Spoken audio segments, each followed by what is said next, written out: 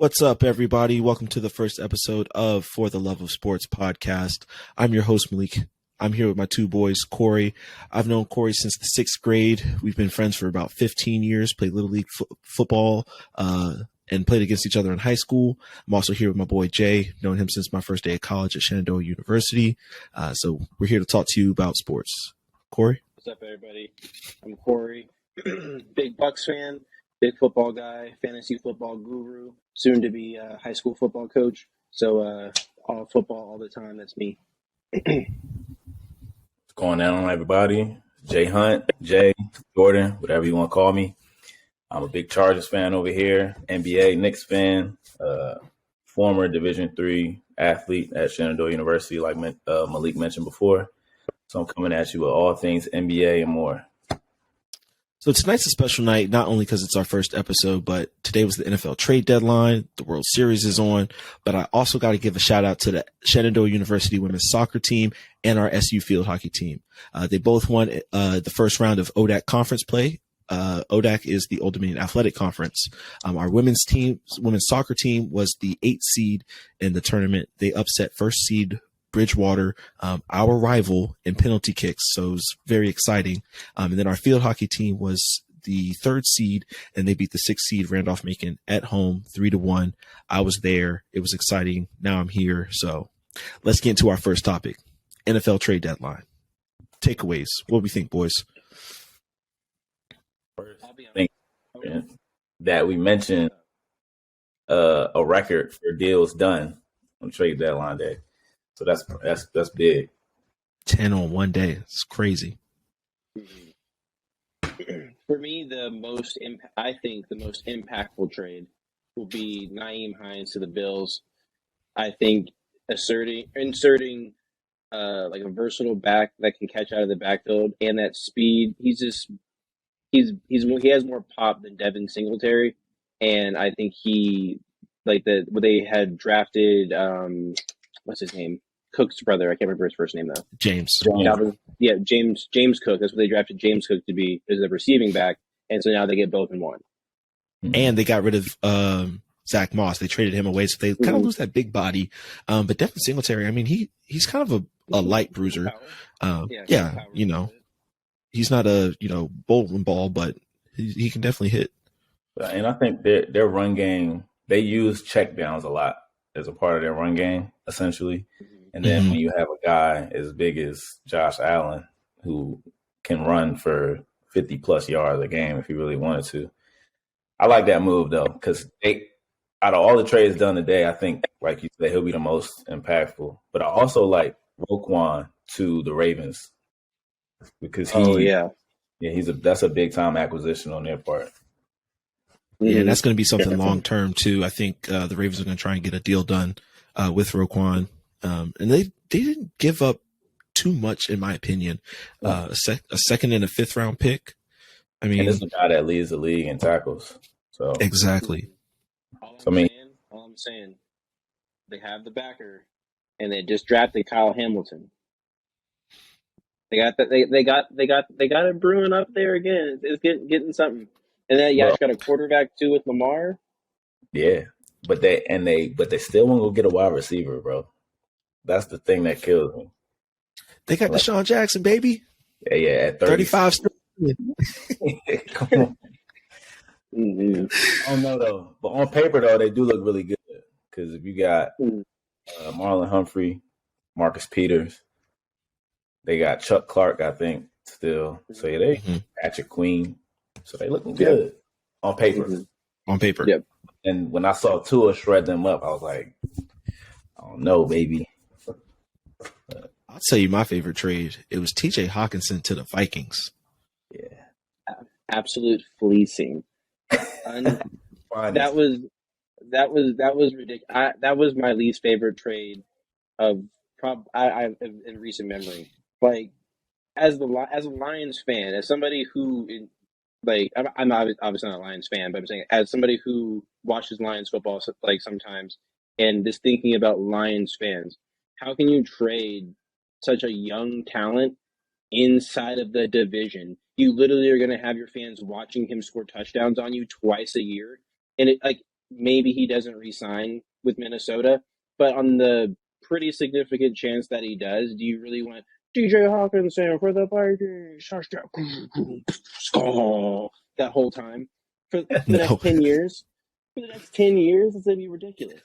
Well, what blew my mind about that trade is that the Lions picked up his 5th-year option. So it's like, why are you getting rid of him? And then you only get a 2nd-round pick in next year's 3rd. Yeah. And then you give up 2 picks with Hawkinson? And the Vikings are good this year. When they saw that. When they had more, they gave up more than Hawkinson. I was just shocked. I was like, I thought it was going to be Hawkinson for picks, but it was Hawkinson and picks for picks. Uncanny, dude. Doesn't make sense.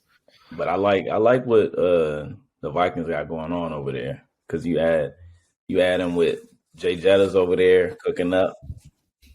Then you throw Hawkinson in there, MVP Kurt. MVP Kurt. Nah. I think another, I don't want to say sneaky good trade, but I think one that could potentially do some promise, maybe not this year, maybe next year, is Chase Claypool to the Bears. I was just about to say that, bro. You know what the change of scenery can do for somebody. Exactly. I'm still not buying the hype yet, though, but I like Justin Fields, too. Justin Fields is he needs a big wide receiver. I know he's tired of throwing to Darnell Mooney, bro. He's nice. I hate to say it, but Cole Kmet scored his first touchdown on Sunday against the Cowboys in 2 years. So, I mean, his weapons aren't really there. And Cole Kmet was, supposed to be this, change the game tight end. I think they wanted him to be kind of like a young Kittle. And he just hasn't lived up to the hype, the last couple of years. But maybe this will help open up the field, Chase Claypool, other options. But how does this definitely helps their offense? Mm-hmm. I think having Claypool, not necessarily with the numbers, but just the presence out there, he gives him a bigger body on the outside and gives him somebody that at least Justin Fields has maybe a little bit more confidence of like hitting those over the like middle routes and stuff like that, because obviously he wasn't hitting Kmet with those. And then Chase Claypool thinks himself a top 3 wide receiver, but I don't think most of the league thinks of him like that. But if he starts getting those numbers and he starts performing the way he says he can, because he now just has Darnell Mooney basically to compete with catches for there, I would say that it would open up the run game too. Like, David Montgomery's pretty decent when he has not 12 people in a box, like he's shown himself to be competitive, especially with other backs in that division. So why not chuck it a couple times to Claypool just to open up those boxes, Right. Now, we talk about like the teams that benefit from these trades. The Steelers get rid of Chase Claypool. They hurt their offense that's already struggling. Are they tanking? They're 2-6. They're on a 2-game slide. I don't think that the loss of Chase Claypool hurts them that much. And I say that because George Pickens is nice. Like I think he has a chance to be one of those ones as a wide receiver. But I don't know. Tanking is a strong word because I don't think Mike Tomlin has that in his DNA. You know what I'm saying? Mm-hmm. I don't think so either. But being 2-6 right now, it's looking like this is going to be Mike Tomlin's first season under 500. For sure. Yeah. Mm-hmm. I think everybody saw that coming, though. I don't think the quarterback situation there was promising enough for people to even believe they were going to be 500. I think Steelers fans thought that. Day one and your starter is Mitch Trubisky. Mm-hmm. It's not. Yeah. Hold on now. Mitch ain't that bad. He got benched for Kenny Pickett. Can he pick this? Get it right. Yes. But did they waste a pick in Kenny Pickett? Should they have drafted somebody else at that spot? Because that draft class already wasn't lined with like franchise quarterbacks. So should they have drafted somebody else. Yeah, I don't think they should have took him in the first round. I'd have to look back at who was there when they took him, but I don't think there was a lot of a lot of people or a lot of guys on the board that they were really like connected to either. Like I want to say that was like, okay, this is going to be Pickett or like a linebacker or like a defensive lineman or something. It was like kind of one or the other. Yeah, that's fair. And Pickett has ties to the city already because he was balling in Pitt. Yeah, I really like that story, and I think Pickett can be decent. I like his like combination of mobility and pocket passing. He just doesn't have like the game's just too fast for him right now. Obviously, he's a rookie. You know, like it's just kind of overwhelming. I'm sure like 2-3 years, Mike Tomlin gets into him. You know, he'll be fine. But will he be great? We'll see. I like one last thing on Pickett. I like the fact so they were getting blown out by the Bills. He didn't like the fact that he got hit by some of the Bills defenders a little late, and they thought they were like cheap shots. And he got up and did something about it, and I was like, I respect that. I can get with that. So he's tough. He's not a wimp out there. Yeah. So I want to say one last thing on the trade deadline. Y'all are Buccaneers fans, Chargers fans. I'm a Cowboys fan.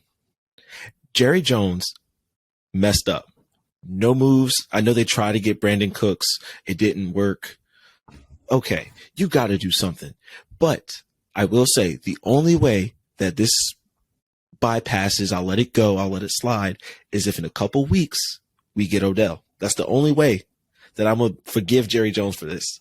Otherwise, hang it up, baby. So you don't believe in CD? You know how I feel about CD's CD. not a number one. CD's not a number one, man. Let's all say it together really loud. CD Lamb is not a number one. Not a number one. So Mike Gallup is the number one right now? Well, in that roster, yes. All right. I mean, y'all paid the man, but won't throw it to him. So I'm just trying to figure out what's going on. Look, Dak ain't signed a check. Dak's not the one who signed the check. Right. So, and he was out for a little bit, missed the first few games, and he also missed games with Dak. But I think, CD had the ability to practice during training camp and things like that with Dak while Michael was still trying to recover from his injury. So I think that's kind of where that rapport is. But in those like game defining situations, 3rd and long, in the 4th quarter, who does the ball normally go to? Michael Gallup on the sideline, toe tap, catch. I feel you. Hey, Calvin Ridley to the Jacksonville Jaguars too. That's big. That's big for next year. Big. Florida boys. They're gonna have a quick offense down there in Jacksonville. ETN and Ridley and Kirk and Evan Ingram. That's all speed. That's all speed over there. Mm-hmm. Now and decent hands. Lawrence to take that lead. Mm-hmm. For sure. Well, fellas, let's talk about our teams. The Cowboys, the Chargers, the Bucks. Who should we talk about first? You know who we need to talk about first. Let's talk about Brady. Let's talk Brady. Yeah, the newly divorced man. Why you air that man's laundry out? He did it to himself. He did. As the Bucks fan, I will say I have a lot of confusion of where I think this season is going to go from here, because and the reason I say that isn't because I don't know like what the future holds, because I know Brady's gone probably after this year. The reason I'm worried is because I don't want to have Brady starting at quarterback for the rest of the season if we're just going to lose the whole time. That's my issue, because you can't trade Tom Brady. You can't. I mean, obviously you can't now because the trade deadline's gone. Yeah, but you can't, like, you're not cutting Brady Like, you're not benching Brady for Kyle Trask or Blaine Gabbert. That would be absolutely ridiculous. They would fire Todd Bowles before he even got done with that. Brady would leave his office, and then like the Glazers would walk in and be like, "Hey man, you got to go." Like, Brady just said you were doing your own stuff. I don't know what to talk about. But like it, I was looking at the schedule today. We have the Rams next, and then hold on, let me pull it up just make sure I'm 100% accurate. In that game. Yes. Yeah, I'm pulling it up right now too. So we have the Rams next, then we have Seattle, then a bye, Cleveland, the Saints, San Fran, Cincinnati, Arizona, Carolina, Atlanta again. That's honestly, lot of winnable games. I'm not saying they're not winnable, but they're all very losable too. Like, I think that we lose to the Rams. I can see us losing to Seattle. I think we beat the Browns. I'm going to say we beat the Saints again, barely. Lose to the Niners, lose to the Bengals, lose to Arizona, and then hopefully close out with 2 wins in the division. But that still is not very good, and we're going to have the Falcons lose a lot for us to even possibly make a playoff spot. And then we're just sitting in the same situation that Seattle was like 10, 15 years ago when they made the playoffs with like a 7-9 record, or it was like a 6-10 record or something like that, because the division was garbage. And then they went and beat the Saints, and then it was a 6-10, 7-9 team with like a 23 overall pick. Like, if Brady's going to be gone and Trask isn't that guy, then I want to be in competition in those first couple picks so that we can get our hands on one of these young quarterbacks, because Tampa hasn't had a good young quarterback in a while. We had Jameis, we had Josh. Like, those guys aren't it. We can tell they weren't it, like, kind of quickly. Like, I'm going to interject here just because you said you need the Falcons to lose a lot. And I just pulled up their schedule. They got the Chargers next. That's an L. Maybe, because the Chargers are, but they got the Panthers next Thursday. Then they play the Bears. Then they play the Commanders. Then they play the Steelers. Then the Saints again. The Ravens. The Cardinals. And then back to y'all in the Bucks on January 8th. On paper, I think 3, maybe 4 max. They lose. It's tough because they've been a streaky team all season. Like, they'll look good and then they won't look good. You know what I'm saying? Like, they beat the Seahawks this year. Seahawks leading their division. So, yep, beat the 49ers. Yeah, like, they're not a bad team, but they're not a good team either. Yeah, they're like this like conglomeration of just athletic people. It's like everybody's 6'4", can like throw the alley-oop dunk, and can like play multiple positions. It's like basically what they signed on the roster. Because Mariota, Pitts, Drake London, even though he gets like a 1 target and a cup of water every game, like, and then Cordell Patterson is like, he's hurt right now, but once again another like 6'4", just super athletic, multiple position guy. Yeah, no, I think, but I think the Bucks will be all right. The positive is that you guys already beat the Falcons, so that's a good thing. Yeah, that's fair. We do, but even if we lose to them at the end, it's still split. Yeah, and we've seen Brady play since we've basically been alive. I think that he deserves a shot in the second half of this season to kind of right this ship. And I think it'll happen because they also haven't been super healthy either. That's fair. I mean, we have a lot of our offensive line has been terrible this year. I'm not gonna put all the blame on Brady because it's obviously not just his fault. Like, the offensive line has been terrible. Brian Jensen's been hurt since the offseason, so like we don't even have like our starting center. Donovan Smith, our starting left tackle, went out for a couple games early in the season. Even Tristan Wirfs has been kind of in and out, not of like the lineup really, but he's gotten some nicks and some bruises like throughout the game, so he's missed a couple snaps. Like Godwin got hurt again, Mike got suspended, Russell Gage hasn't been what he is. Leonard Fournette came in chunky. he said that it wasn't going to affect him. It didn't look like it was affecting him the first like 2 games, and then now we have no run game. I'm not saying it because I'm not going to say that I necessarily agree with it, but the Bucks like media people are tearing into Devin White right now. They're saying that he's unplayable. Like we need to put in like rookie backups from like the 7th round over him because he's just like guessing basically. I think they got a lot of things to work out, but for some reason I'm high on them figuring it out only because the division is not that good. Mm-hmm. That definitely, and then we lost to Carolina, but Carolina is 100% tanking. Like they traded CMC. I don't think they really expected PJ Walker and Deonta Foreman and half of DJ Moore to beat the Bucks like 2 Sundays ago, but they just put a smackdown on us. Yeah.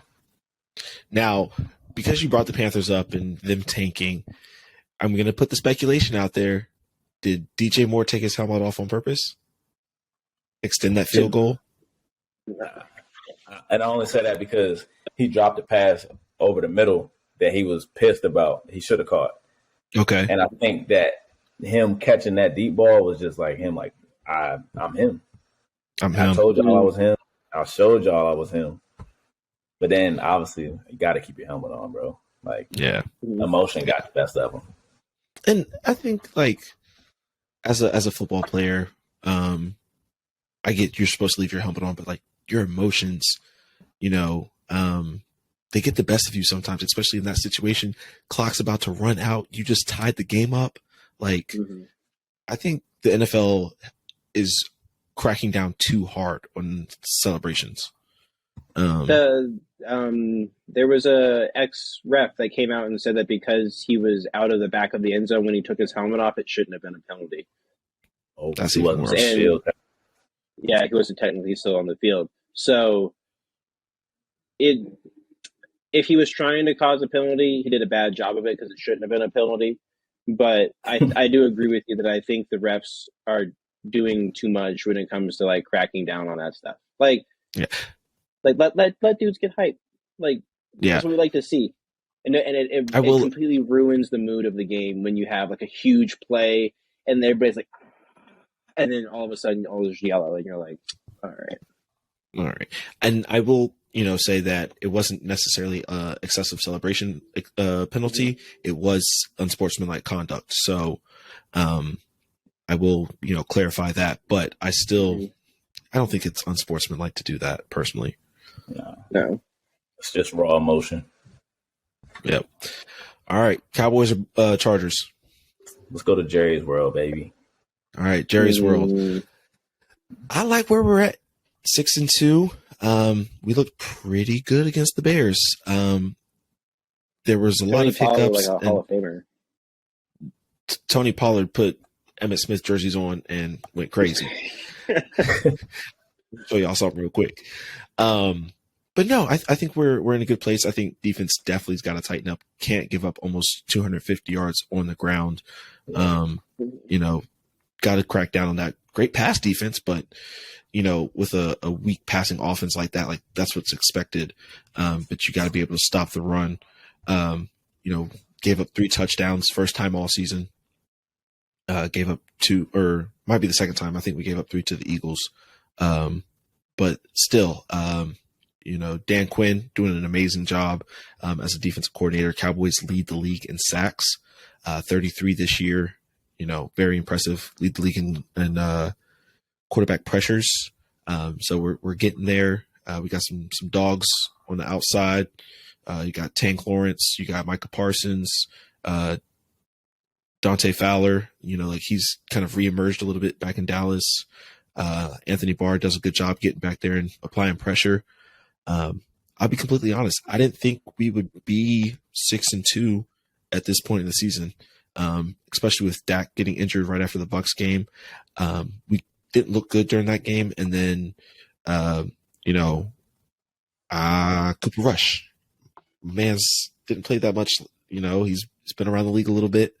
He did lead us to a win last season, and he did a great job this year. One thing I was telling people is he's doing a great job of managing the game and not turning the ball over.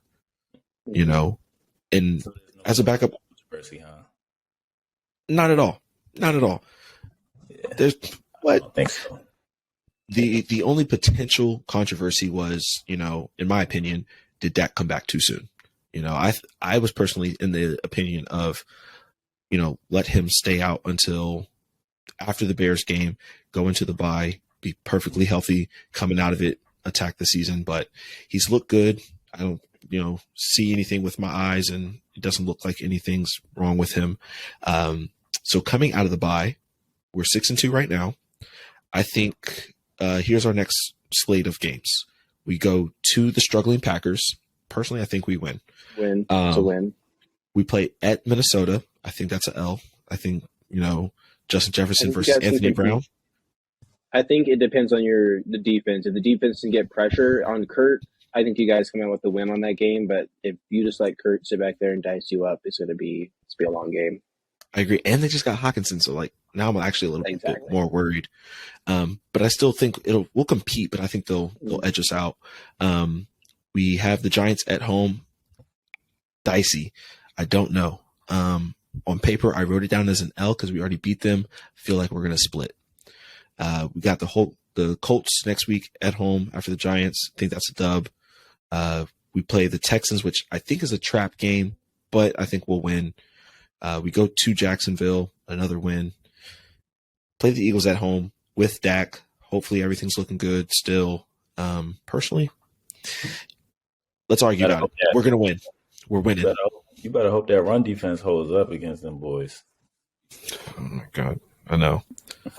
I think Jalen Hurts is ascending, and I think that he this year has become truly a quarterback. Like that, you kind of have to worry about him hitting. Like he's not in level of like Herbert or like Rodgers or anybody like that, But he's progressing quickly to where I would say he is going to be an elite quarterback very soon. And I say that because the only thing that I think he really needs to work on is his ability to convert in the red zone, like with his arm, because he has a lot of rushing touchdowns in the red zone, but his pass, basically all of his passing touchdowns come from like bombs or like kind of deeper routes. But they don't really pass inside of the red zone. I think that's if he can become really, really good at that, I think that then you have a very, very serious problem with your hands. Shout out to Jalen Hurts, man. Mm-hmm. He's somebody that you just can't root against, in my opinion, unless you're a Cowboys fan. But yeah, and that's the only reason I do root against him, honestly, is because he's an Eagles fan or Eagles. Yeah, and I loved him in college, at Bama. I thought it was a smart move from him going to Oklahoma. He balled out there. I still low-key, root for him, but I don't want to see him win a Super Bowl right now. Is there any good time? If he stays with the Eagles, is there any good time for him to win a Super Bowl? No, never. Sorry about it. I hope he never wins I never want to see him win a Super Bowl in an Eagles uniform. That's just how it is. So, but yeah, I think Cowboys sneak into the playoffs. Well, I don't want to say sneak. I think we'll be the 5 seed personally. The NFL, all the division leaders get the 1, 2, 3, 4, and then I think we'll get that 5 spot. Not mad at that. Y'all look good. I hate to say it, but y'all do. I hate the Cowboys, though. So let's talk about these Chargers. Are they going to bolt up for the end of the season? Man, it's been a tough time as a Chargers fan. Super underwhelming at this point. And it's kind of almost like the exact opposite of what most people expected from us at this point of the season. For us to be 4-3, I'm happy about that. but we've taken a lot of L's like to our roster, like a lot of injuries to get to this point. So, and along with Derwin James and Khalil Mack being healthy but not performing to the best of their abilities week in and week out. But I don't know. I'm weirdly optimistic about this. Not happy that we didn't go get a wide receiver because Keenan hasn't played since week 1, and then Mike Dub just got hurt. But I'm high on Josh Palmer. I think that he showed some flashes this year and last year as being a threat, and it seems like him and Justin Herbert have some chemistry there. So I'm excited for that. And of course, Eckler, as long as he stays healthy, like he's on pace to shatter the running back reception record. So it's not our offense, really. I mean, we struggle a little bit, but our defense, man, like the run defense is terrible. J.C. Jackson, before he got hurt, got benched because he looked like a shell of himself. So then we have Asante Samuel Jr. on the other side, who is a good DB, but he doesn't make those big plays that we need. Like he's dropped too many interceptions. But the fact that he's there shows me that he's, like he's doing what he needs to do. But in a division like ours, we need every single play to be made because we're chasing the Chiefs, and we have been for years. So for us to be one game back in the division, I'm pleased about it. So I think we play the Falcons. Our schedule for the rest of the way is not that difficult. Like Falcons, play San Fran, which is a tough defense. KC again, which we might lose that, but it's a home game, so we might not. Then we play Kyler. I think we kill them because I don't like what I see out of Kyler Murray in the Cardinals. Then Las Vegas is trash, and I'm like so shocked by that. What'd you say? So shout out Josh Jacobs though, because he went for like 33 like 2 weeks ago. Oh yeah. Nah, Josh Jacobs is that man. Like I like him, and I like Devontae Adams too. But like the offense doesn't seem to be clicking over there. To get shut out by the Saints, the Saints is a good defense, but they not all world like that. They not shut you out defense. Yeah, that's crazy. So I don't know. We got Tennessee, Miami, Denver, Indy. So I'm like, we got a chance. I think we can go like 10-6. I won't be mad at that. 10-6. I think they get you in the playoffs. Looking at it right now, y'all are 4-3, sitting at the 7th seed. So you would just sneak into the playoffs. But then we would get KC first round. No, you'd actually get Tennessee. We get Tennessee right now. But that's not a good matchup for us because Tannehill gonna turn around and get a ball to Derrick Henry, and then what? So 200 yards. I think if we load the box up though, we'd be straight because they have Robert Woods. They have who else? Treylon Burks, who's been hurt, but he's good, speedster. But other than that, I like our chances with that at the season end of the day.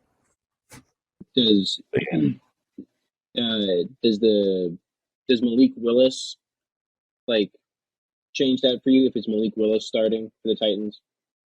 If this is no disrespect to Malik Willis, but if Malik Willis starts against the Chargers, I will go on I will deposit $500 into FanDuel and slam the money line on the Chargers dub. What do you mean? Stamp it right now. I'm stamping it. Okay. I hope he's starting. If we get them in the playoffs. Yeah, Malik Willis. Malik Willis starts in the playoffs. And I don't think he will. Tannehill makes too much money.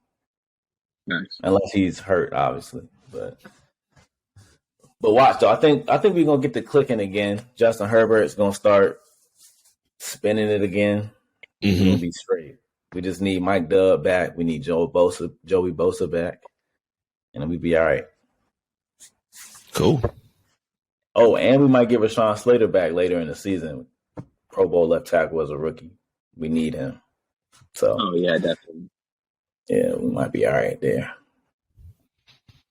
So do we want to bring this conversation back to the Eagles? I know we have it in our notes. I don't know. Them boys kind of good right now. I'm gonna give them their props. Nah, they doing their thing. I ain't gonna lie. They doing better than they probably even expected. So, for sure. To be undefeated, and it's not like they played some bum teams. Like, they've played good teams. Mm-hmm. So I gotta give them the credit. And they've looked good doing it too. Yeah, like they've won on the road. Obviously, they're winning at home. So, like, can't say much about them.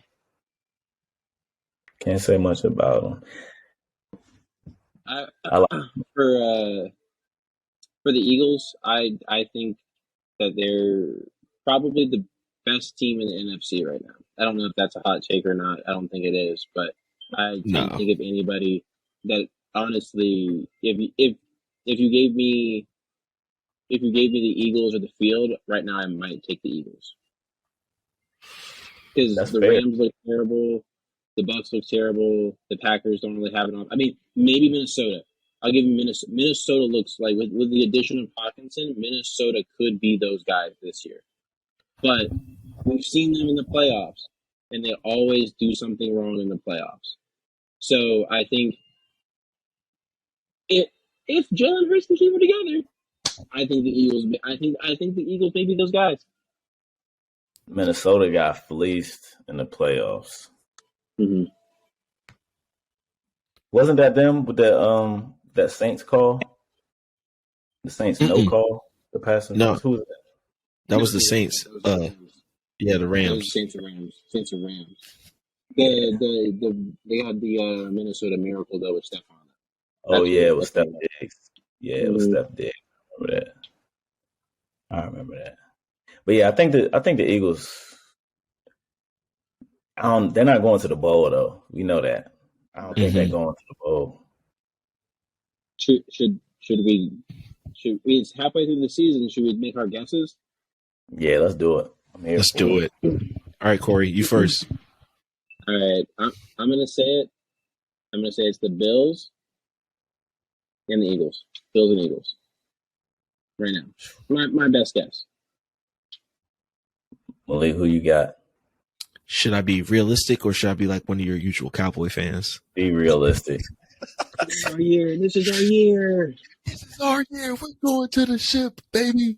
Every year. It's like, y'all know that's not me. You know that's not me. Every year. But coming out the NFC, I got the 49ers. Coming out the AFC, you know I got to rock with my boy Josh Allen. Bills, 49ers, Bills coming out on top. That's a bit of a hot take. With the addition of C-Mac. That's a bit of a hot take. I think. I like it, but I'm going to like it next year a lot more when we got Trey Lance, though. If Trey Lance can come back and be a guy, that offense is too athletic. I agree. Mm-hmm. Yeah, no, that's a fact. Yeah, I got a real hot take. I ain't gonna lie. Close it out, baby. So, Bills play the Vikings at home Sunday, November 13th, and I think that's the Super Bowl game right there. I'm not gonna lie. That's a good game. That's my hot take. I'm not gonna lie because they have what don't they have? That's a good point. Addition of Naeem Hines and T.J. Hawkinson. Yeah, on both sides, good, great offense. And then Trey White's coming back. Trey White is starting to practice this week, so that's big. That Trey White versus Jettas in the play, like for the chip, that could be fun. The Bills secondary is young players right now. Like I think they have like 3 rookies, and not rookies, 3 rookies and like second year players, in their starting lineup, and they've looked pretty good. They don't get overly burnt. They don't get beat a lot. They do come up with interceptions like the linebackers do as well. The defensive line, they get to the quarterback. The Vikings, like their offense, when it's not prime time, Kirk Cousins, they clicking. Prime time, Kirk Cousins might lock up on me. You know what I'm saying? Because that's the biggest game there is. So I don't know how you're gonna act, but I like them. I like their defense sneaky because you got Danielle Hunter, you got Zadarius Smith, Harrison Smith, Patrick Peterson, P2 out there doing his thing, and then on the offensive end, like every position is good, skilled. Adam Thielen is starting to play better now. He's getting in his rhythm. Dalvin Cook in the backfield. Even KJ Osborne. So I like them. I'm not gonna lie. That Vikings spreading the ball around this year a lot too. I know a lot of people had said that Jettas was supposed to get like majority of the looks because he's coming from into that Cooper Cup role. And was it McConnell or McDonald? I can't remember if it's. I think it's McDonald. Yeah, in that Cooper Cup role, and he was supposed to get like a lot of targets, a lot of looks. He's still getting good looks, but Kirk is Kirk, and he spreads that ball around, man. He doesn't matter if it's Thielen, Osborne, Dalvin, Irv Smith, Johnny Munn. Like, he doesn't care who it is. He's just getting in the end zone. Yeah. And as of now, Jay Jettas is on pace for 1,400 yards. He's on pace for Dalvin Cook is on pace for 1,100 rushing yards. And then Kirk Cousins is on pace for 3,500 passing yards. So, like, run game is there. The air attack is there. The defense is there. And shout out to Eric Kendricks, too, in the middle, holding it down. I like it. We gonna see. We all got different ones, but we all got the Bills. And normally when that happens, it doesn't pan out. Don't say that, man. I need Josh Allen to get one, man. At least get there. So he's been so close. If we see Pat Mahomes and the Bills again, Pat Mahomes and Josh Allen again to go to the bowl, who is gonna get it done? Josh Allen, third time's got to be the charm. I gotta believe Josh Allen this time, finally. I think he deserved it last time, man. He played a hell of a game last time. Like, that's just the Chiefs. Like, that's just the Chiefs were the Chiefs. They chiefed it up. Like, that was just them. You can't. No other offense besides maybe the Bills or the Bucks last year has the ability to do what they did, in my opinion. Agreed. Like, maybe the Dolphins this year, but Waddle and Tyreek are just absolute speed demons. It's just like having two like Lambos out there just driving like flies the whole time. Like, Tua's just, I'm pretty sure Tua's just closing his eyes and just chucking it up at this point. He said, F it. Tyreek down the way. And if Tyreek's not there, Waddle's somewhere around it. Yeah. Hey, don't forget Mike Gesicki too. Mike Gesicki, baby. That boy used to tear me up in Madden. I think Mike Gesicki's out in Miami very soon. For sure. I think that because he's having contract discussions because he's trying to say that he's a wideout and he should be franchise tagged or paid as a wideout because he doesn't block. Like, they don't line him up like that. And it's the same thing like Le'Veon Bell saying that I catch just as much. I should be paid like a wide receiver. I agree Gesicki should get his money, but not in the Bills, not in the Dolphins offense. I think he probably is going to get his money somewhere else. Yeah. Dallas needs a tight end next year. And I think that's fair, though, because his argument is fair because Mike McDaniel is used to having Kittle, and Kittle is the best blocking tight end in the league.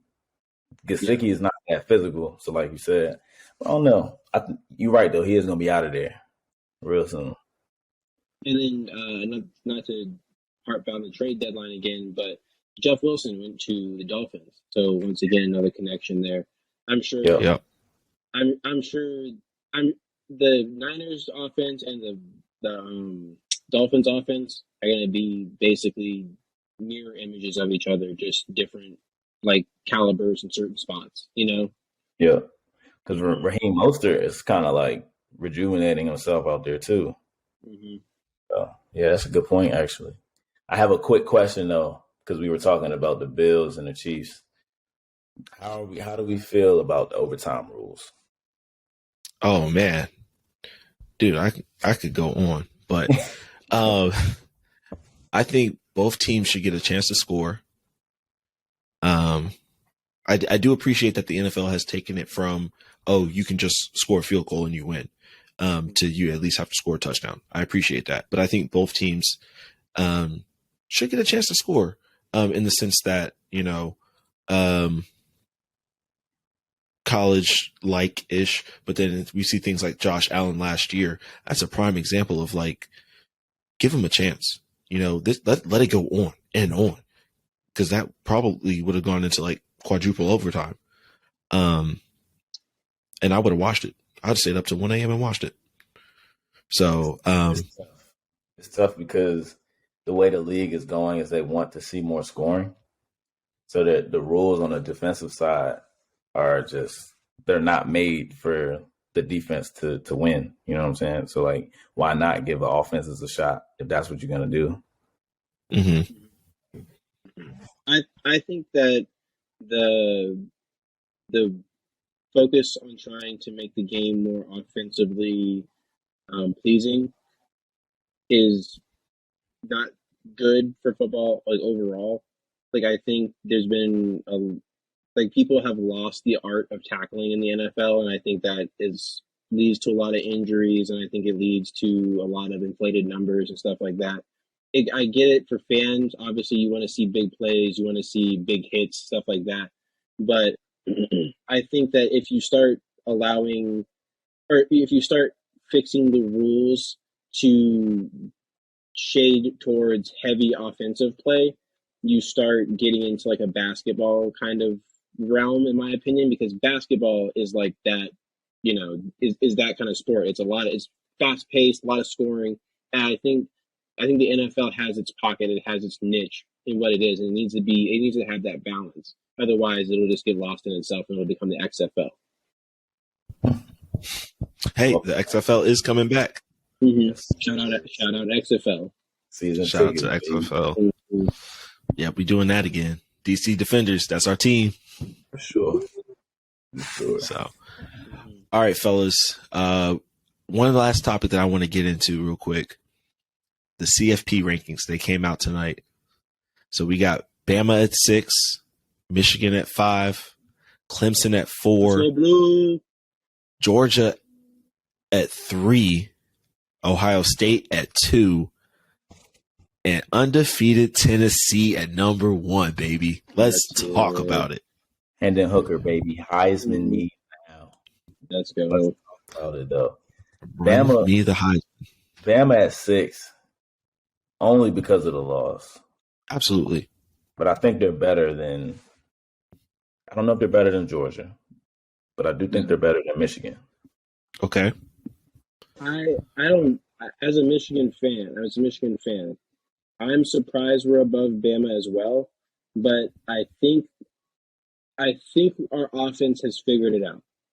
Like, the last couple of years, those quarterbacks have been like McCarthy and I can't remember old boy's name, but our quarterback, they were flip flopping quarterbacks and stuff.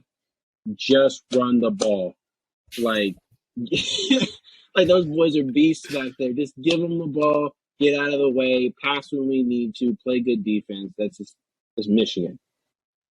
Yeah, I mean, I think it's interesting that Clemson is over Georgia. I think that's kind of one of the ones that really took me by surprise. Everything else is kind of, I don't want to say I expected Tennessee to be number 1, but I'm not entirely shocked because they look good. They beat Bama, they got Georgia this week. That's going to be the real test. And I think by putting Tennessee in the first place, the CFP committee also gives themselves a little bit of leeway when they lost to Georgia, or Georgia lost to the number 1 team. We'll keep them 5-6, kick Bama back or something like that, and wait for the SEC championship game. Comes into this too. I agree. Definitely. There's a lot of agendas. They were like, okay, well, they beat this team. They were number 5 at that time. Like that kind of stuff. We got to have these Power 5 schools, get that money. Yeah. So TCU sitting at 7 though. So keep an eye on them. They're an interesting team to me too because they're undefeated. So it's like for some reason, I'm getting like UCF vibes. You know, I like they. What about Cincinnati last year vibes? Yeah, Cincinnati too. It's crazy. Honestly, But then when did they you play guys the game, take Cincinnati seriously last year? Say that again. Like, did you guys take Cincinnati seriously? Like, nah, I feel like they got all of that hype, and no disrespect to Cincinnati because obviously they were balling, and Sauce Gardner baller, but like I feel like even though they were undefeated, nobody really was like, "Whoa, Cincinnati's coming up," you know? yeah, no, that's fair. When they had, I like Desmond Ritter, but Mm-hmm. other than that, when they played a bigger school, like I knew that they were gonna just be overmatched. Yeah. But yeah, good team though for sure. I'm excited for this Tennessee and Georgia game though. Oh yeah, definitely gonna be watching that. Yeah, 3:30 on Saturday, baby. That's gonna be a good one. It is. If Hendon Hooker gets these boys this W, you can't say nothing about. Is he getting a lock for the Heisman if he wins this game? In my eyes, yeah, because what else does he need to do? You know what I'm saying? That's fair. Mm-hmm. That's very fair. Which one of these quarterbacks do y'all like the most? Like the big three? For the next level? Yeah. Like if you had to pick one of these quarterbacks right now, like Hooker, Stroud, or Young. What about Stetson Bennett? Don't leave that man out. I'm not picking Stetson Bennett at the next level. Not when CJ Stroud right there. Can't do it. When's the last time Ohio State had a good quarterback? See, in the league. That's a rest in peace, Dwayne Haskins. He was spinning it at Ohio State. Was. And I think that he just found himself in a bad situation with the Washington football team. Or were they the Redskins when he got drafted? I think they were both. Yeah, well, he was the Redskins when he got drafted, and then he was still there when they were the Washington football team. That is true. I might recant my statement now because you said that. But he might be the one to break the mold, though. CJ Stroud? Okay. Yeah, I like him. I like him a lot. I think Justin Fields is good, man. Like I think he's in a bad situation right now. I think the Bears have just never had a quarterback and they don't know what to do with a quarterback. And I think he could be the real deal. He just needs to have a better surrounding cast. Or like he needs help. Yeah. I think that's what it is too. I don't want to say Justin Fields is bad, but he also hasn't proven it either. So that's more so what I'm going off of. But who's your top, one of the three quarterbacks, Corey? For me, I think if I was to take him next level, I'm taking Bryce Young, and then I'm taking old boy from Tennessee, and then I'm taking Stroud. That's fair. Okay. I ain't mad at it. Yeah. I think I'm probably a little bit opposite of y'all. I think I'm probably going to take no, I'm with you, Corey. I take it back. I think I'm going to take Bryce Young too. Then I'm going to take Hendon Hooker and then CJ Stroud. Why Bryce over the other two? I just like what Bryce has, and he kind of reminds me of a not as developed Jalen Hurts. Yeah, I would say that they're very similar. I think he has like what Jalen Hurts, similar years ish. I think what Bryce Young is doing now is to what Jalen Hurts was doing back in 2018. And, he got benched for Tua in the championship game. I think, he's kind of playing at that similar level. I'm not saying he's going to get benched, but I just think that he has more that he can tap into. So he wouldn't be my first pick. Or he would be just not this. Your argument. I can use your argument against you here. Let's hear Alabama they haven't had franchise quarterbacks come out of there. Jalen Hurts is kind of proving it right now. Is he a franchise quarterback right now? Tua? He could be. Is Tua a franchise quarterback at this moment? I think they're going to stick around him. Yeah. Look at him, but I don't. I personally wasn't a huge fan of Tua before this year, but I don't know. Maybe Mike McDaniel is an absolute genius because he is making that dude look stellar. Like that. that offense is like a. Who's is higher between the two, Jalen Hurts and Tua? I think Jalen Hurts, but that's just that's my personal bias because he's more physically gifted. Like Tua, I agree. I think Tua. If Tua became a Hall of Famer, he's gonna be Drew Brees. Like that's just always been his comp, you know. Like he's to be accurate. He has the deep ball, but as we saw with Brees in his later years, he was having to like basically skip to get those throws down there. And I think Tua, especially with his hip injury, that'll probably when he's like 35, like if he's still playing, that'll probably come back and start being a little bit of an issue.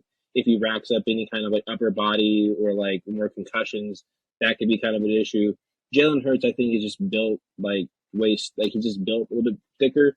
And Jalen Hurts in college, like, and for me, that's why I liked Bryce Young is because I felt like he has that Jalen Hurts kind of like attitude or like play style with him sometimes, but he's a lot more of a pocket passer. Like he actually like Jalen Hurts, I felt like people were saying, oh, he's a running back. Like Bryce Young doesn't have that conversation around him. He's throwing dimes out there. And so if you have that same athleticism plus like elite arm talent, he doesn't need the biggest arm, but he can just make those passes. Like I said, like Jalen Hurts, if he can make those passes in the red zone, I think he becomes a really, really big problem for the NFL, just in general. But if Bryce Young can do that already as he comes in and develops past that, I feel like that's why you'd have to take him. Yeah, that's fair. I just looked at CBS's latest mock draft. They got CJ Stroud going number 1 to the Texans. So that's my pick. Ew. They got Bryce going number 4 to the Panthers. Ew. I don't want to see him in our division, but I think the Panthers ruin him, so I don't really care that much. And then, can y'all guess the next quarterback off the board? Is it the dude from Florida? Yeah. Anthony Richardson from Florida. Richardson. Mm-hmm. Where? 10 to the Colts. Wow. Okay. Yeah. So, okay. But I don't know because they got the kid starting now. He might show some flashes. Yeah, I don't know if it makes sense. Shout out Matt Ryan, man. The Colts did him dirty. They brought him all the way out there to play like 6 games and basically just get beat up. And then they were like, yeah, man, go ahead and sit down. We're just going to play old boy over here. Hey, look, we just going to sign your check, Playboy. I think he's the OC now. They just fired their OC. Yeah, they did. Mm-hmm. About to make a seamless transition into that next part of his career. Oh, yeah. That's crazy. Mm-hmm. He might be the highest paid OC ever. Maybe. Maybe. So, well, boys, I think we're going to wrap this one up. I want to thank everybody for listening in for the first episode of For the Love of Sports podcast. If you enjoyed this episode, please share with your friends, your family. We'll hopefully be out here each week providing more content, sharing with you. And if you like what you heard, please share, subscribe. We're on Spotify, Apple Music, wherever you get your podcast fix. We'll also be on YouTube as well. So make sure you follow us so we can give you all more content. And TikTok. Don't Love. forget, look out for the TikToks. And, oh, yeah. And we got a TikTok, too. FTLOS podcast. That's our TikTok. That's our Instagram. Follow us. Love us. We'll see you soon. Bolt up, baby.